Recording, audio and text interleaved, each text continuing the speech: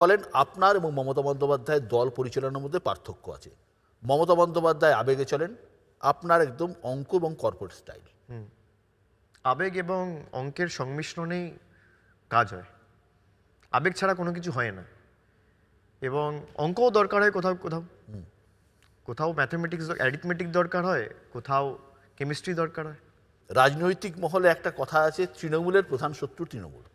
যে যেখানেই যাই দেখি না কেন, বিরোধীর থেকেও বেশি তৃণমূলের সঙ্গে তৃণমূলের সংঘাতের খবর বেশি প্রকাশ্যে আসছে। এটা কিভাবে ম্যানেজ করছেন? সব দলেই থাকে, আপনারা তৃণমূলেরটা বেশি দেখান। গত পরশুদিন বিজেপির এমএলএ হরিণঘাটার বলছে শান্তনু ঠাকুর, মানে যাকে বিজেপি প্রার্থী করেছে, তাকে বলছে গাঁজাখোর। আমি বলছি না, বিজেপির এমএলএ বলছে বিজেপির এমপিকে। দেখুন, কোনো সংবাদ মাধ্যমে আপনি দেখতে পাবেন না, দেখানো হয়েছে। আমি আপনাকে বলছি বিরোধী দলনেতা শুভেন্দু অধিকারী রাহুল গান্ধী সম্পর্কে যে মন্তব্যটা করেছে, আপনি কটা টিভি চ্যানেলে দেখেছেন? দেখিয়েছে? কেউ দেখাবে না। বিজেপির নেতারা মমতা বন্দ্যোপাধ্যায়, যাকে বাংলার প্রায় 3.25 কোটি মানুষ ভোট দিয়ে নির্বাচিত করেছে, বাংলার মুখ্যমন্ত্রী করেছে, সে আপনার মুখ্যমন্ত্রী, আমার মুখ্যমন্ত্রী, বিজেপির নেতারও মুখ্যমন্ত্রী। একইভাবে যেমন আমার প্রধানমন্ত্রীর নাম নরেন্দ্র মোদী, তার মুখ্যমন্ত্রীর নাম মমতা বন্দ্যোপাধ্যায়। সেই মমতা বন্দ্যোপাধ্যায়কে বলছে মমতা। তৃণমূলের কোনো নেতাকর্মী দেখাতে পারবেন আজ পর্যন্ত বিজেপির একটা নেতাকে নাম ধরে ডেকেছে, প্রধানমন্ত্রীকে ডেকেছে নরেন্দ্র বলে? জিভ খুলে পড়ে যাওয়া উচিত আমাদের। প্রথমে রাজ্য পুলিশের ডিজি বদল, তারপর 4 জেলার ডিএম বদল, আগামী দিনে হয়তো আরও বদল হবে। এই নির্বাচন কমিশনের এই সক্রিয়তা কি শাসক দলের উপর চাপ বাড়াচ্ছে? না না, কোনো চাপ বাড়াচ্ছে না, এরা বেসিক্যালি তল্পি বাহক। আমি অন রেকর্ড বলছি আপনাকে, কেন বলছি শুনুন। দুদিন আগে শিবপুরে এনআইএ অ্যারেস্ট করেছে 11 জনকে। গত বছরের রামনবমীর যে ঘটনাটা ঘটেছিল, সেই ঘটনাটায় আমি আপনাকে একটা ছবি দেখাবো আপনার ক্যামেরায়। ছবিটাকে বলবো একটু জুম করতে। এই যে ছেলেটা, যে মূল অভিযুক্ত, হাতে দেখুন রিভলভার, দেখেছেন? এনআইএ একে অ্যারেস্ট করেন। একটা সম্প্রদায় থেকে বেছে বেছে 11 জনকে অ্যারেস্ট করেছে। আর যে মূল অভিযুক্ত, যার হাতে রিভলভার, যে রিভলভার নিয়ে মিছিল করেছে এবং উত্তেজনা ছড়িয়েছিল, সন্ত্রাস করেছিল, এই ছেলেটার নাম হচ্ছে সুমিত সাউ। একে অ্যারেস্ট করেনি। এবং আজকে কেন্দ্র সরকার কার অধীনে? নির্বাচন কমিশনের অধীনে। তার কারণ আদর্শ আচরণবিধি লাগু হয়ে গেছে। আপনি 48 ঘন্টায় দুবার বাংলার ডিজি চেঞ্জ করে দিতে পারেন, আপনি এনআইএর ডিরেক্টর কেন চেঞ্জ করবেন না? পক্ষপাতদুষ্ট আচরণের জন্য। আজ থেকে 10 দিন আগে যে অ্যাডিশনাল ইসি ছিল, সে রিজাইন করলো, ইস্তফা দিল। তারপর নতুন 2 জন অ্যাপয়েন্ট হলো। কে অ্যাপয়েন্ট করেছে? নরেন্দ্র মোদী। মেরুদণ্ড তার কাছে বিক্রি।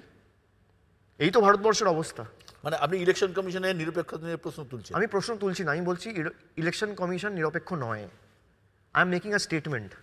ইলেকশন কমিশনের যদি নিরপেক্ষতা প্রমাণ করতে হয়, এনআইএ ডিরেক্টর চেঞ্জ হবে। ইলেকশন কমিশনের যদি নিরপেক্ষতা প্রমাণ করতে হয়, তাহলে CBI director, ED director, income tax investigation director change হবে। প্রমাণ করুন। ক্ষমতা নেই। সম্প্রতি তাপস রায় দল ছেড়েছেন, অর্জুন সিং দল ছেড়েছেন। এইভাবে ভোটের আগে আরও হয়তো কেউ কেউ দল ছাড়বেন। এইভাবে ভোটের আগে দল থেকে বেরিয়ে যাওয়া কি দলের পক্ষে স্বস্তিকর? 2000 আগেও হয়েছে, 2021-এও হয়েছে। আপনারা দেখেছেন তার ফল কি। যাদের অস্বস্তি হয়েছে দলে কাজ করতে, তারাই আবার পরাজিত হয়ে ফিরে এসছে। তবে যদি কেউ টিকিটের লোভে এবং চাহিদায় বা সেই এটা অত্যন্ত দুর্ভাগ্যজনক, এবং সেই কারণে যদি দল থেকে চলে গিয়ে অন্য দলে যায় এবং তার যদি মনে হয় যে আমার সেই উচ্চাকাঙ্ক্ষা রয়েছে, আমি দাঁড়াবো, আমি লড়বো এবং আমি মানুষের রায় নিয়ে জিতে দেখাবো, তাহলে তার সে অধিকার আছে, সে করে দেখাক। কেউ তো আটকাচ্ছে না। যেরকম জেতা লক্ষ্য তো ফেরত নিয়েছেন আপনারা আবার।